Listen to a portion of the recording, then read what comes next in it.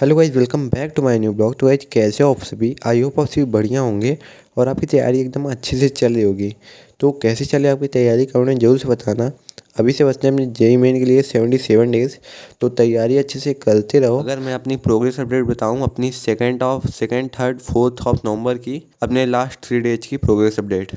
तो देखो, सबसे पहले अगर 2 नवंबर की बात करें तो उस दिन मैंने सबसे पहले राइटिंग स्किल का नोट्स बनाया था और उसके बाद मैंने वेक्टर अलजेब्रा का लेक्चर नंबर 2 लेक्चर नंबर 3 देखा और उसके होमवर्क किए। और भाई, जब से मैं वेक्टर अलजेब्रा से आशीष सर के लॉन्ग लेक्चर से नोट्स बना रहा हूँ, तब से भाई नोट्स काफ़ी बड़े बन रहे हैं। जैसा कि देखो, अभी तक मैंने लेक्चर 5 तक देख लिया है। कल वेडनेसडे है तो कल से लेक्चर 6 शुरू होगा आशीष सर का। तो अभी जो मैंने लेक्चर 5 देखा है, वहाँ तक के अगर मैं बस थ्योरी के नोट्स दिखाऊँ तो आप लोग देखो, यहाँ पे 1 2 3 4 5 6 7 8 9 10 11 12 13 14 15 16 17 18 लगभग 19 पेज तो हो गए अपने 5 लेक्चर के ही नोट्स। और जब मैं समरी लेक्चर से नोट्स सुनाता था तो लगभग 10-15 पेज में पूरे नोट्स ख़त्म हो जाते थे। लेकिन मैं बनाऊंगा यही नोट्स, लॉन्ग नोट्स सही रहेंगे क्योंकि ज़्यादा उसमें डिटेल में रहेगा तो उतना ही सही रहेगा। ज़्यादा शॉर्ट्स में जाने की ज़रूरत नहीं है। और हाँ, मैंने फिजिक्स के भी शॉर्ट नोट्स बनाए, आपको दिखाता हूँ। यहाँ पे मैंने ड्राइंग वाली कॉपी को इस्तेमाल किया था। तो देखो, यहाँ से शुरू होती है अपनी शॉर्ट नोट्स, जो कि मैंने इजोनीति सर से बनाया है। यहाँ पे देखो, 1 2 4 चैप्टर में चैप्टर 1 ख़त्म। उसके बाद यहाँ पे दूसरा चैप्टर कैपेसिटर, जो कि 4 पेज में ख़त्म। और यहाँ पे करंट इलेक्ट्रिसिटी, जो कि 1 2 3 4 5 6 पेज में ये वाला चैप्टर ख़त्म। फिर उसके बाद मूविंग चार्ज और मैग्नेटिज्म वाला, यहाँ पे 1 2 3 पेज में ख़त्म। उसके बाद मैग्नेटिक प्रॉपर्टी ऑफ मैटर वाला चैप्टर 1 पेज 2 पेज में ख़त्म। यहाँ पे देखो, सभी कुछ लिखा हुआ हूँ।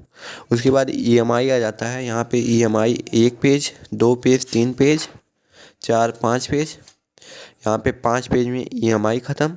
उसके बाद अल्टरनेटिंग करंट जो है, यहाँ पे 1 2 3 4 5 पेज में अपना अल्टरनेटिंग करंट ख़त्म। उसके बाद इलेक्ट्रोमैग्नेटिक वेव 2 पेज में ख़त्म हो जाता है अपना, क्योंकि काफ़ी छोटा चैप्टर और काफ़ी आसान सा चैप्टर है। और उसके बाद आ जाता है अपना रे ऑप्टिक्स, जो कि यहाँ पे 1 2 3 4 5 6 7, हाँ, यहाँ पे 7 पेज में अपना रे ऑप्टिक्स ख़त्म हो जाता है। तो अभी मैंने लगभग पार्ट 1 बुक की तो पूरा शॉर्ट नोट्स बना लिया है और पार्ट 2 का बनाना है। अभी अपना रे ऑप्टिक्स का बन चुका है। बचा हुआ है wave optics, dual nature of radiation matter, atoms, nuclei और एक सेमीकंडक्टर। 5 चैप्टर अभी अपने बचे हुए हैं। उसके बाद अपनी फ़िज़िक्स जो है वो अपनी ख़त्म हो जाएगी। ये बात होगी अपनी फ़िज़िक्स की। और आज था फिज़िक्स का वेव ऑप्टिक्स का लेक्चर नंबर 4, जो कि अभी मैंने नहीं देखा, लेकिन बज चुके हैं 6:30। हालांकि मैं इसलिए नहीं देखा क्योंकि अभी को मैं देख रहा था अपना सचिन सर की लाइव क्लास, जो कि थी डिफिनिट इंटीग्रेशन की। और भाई देखो, तो मैं लगभग अभी सभी सब्जेक्ट में लाइव ही चल रहा हूँ। जैसे कि अगर फिज़िक्स की बात करें तो उसमें वेव ऑप्टिक्स का जो आज लेक्चर हुआ, अभी मुझे वही देखना है। और उसका मतलब कोई बैकलॉग था नहीं, हमेशा उसी दिन कंप्लीट कर देता हूँ लाइव ही। बस आज रिकॉर्डेड में पहुँच जा रहा हूँ क्योंकि आज दूसरा लेक्चर देख रहा था, जो कि था डिफिनिट इंटीग्रेशन का लाइव। और वेक्टर अलजेब्रा में आशीष सर से तो लाइव चल ही रहा हूँ। कल से उनका फिर से लाइव में ज्वाइन हो जाऊँगा।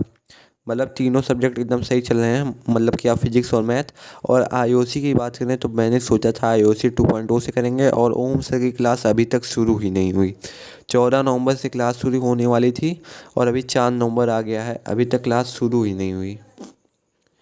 मतलब भाई यार, 20 दिन हो गए। देखते हैं कब शुरू होती है सर की क्लास। मुझे आईओसी जो है राहुल डोडी सर से ही कर लेना चाहिए था, लेकिन मुझे लगा ओम पांडे सर के साथ सही रहेगा क्योंकि उनकी कैटलिस्ट है मेरे पास।